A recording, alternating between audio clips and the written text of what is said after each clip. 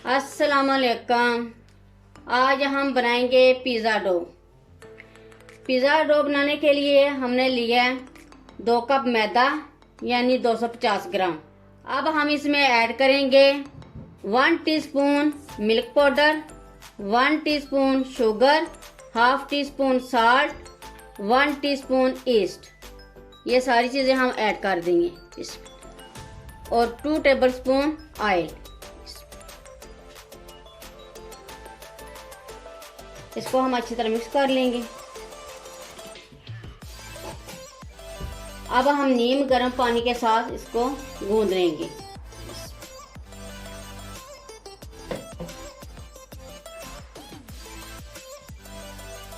ये डो हमारी तैयार हो गई है।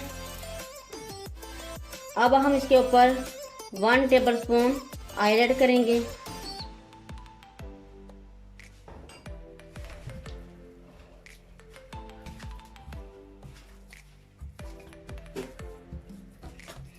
इसको भी हम अच्छी तरह मिक्स कर लेंगे।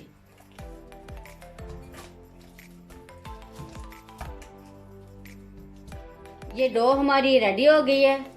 अब हम इसको कवर कर देंगे।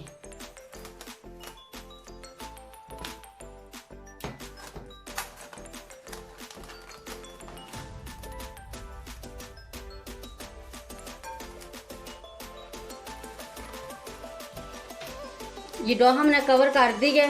इसको हम 2 घंटे के लिए रखेंगे तो ये पिज़्ज़े के लिए रेडी हो जाएगी।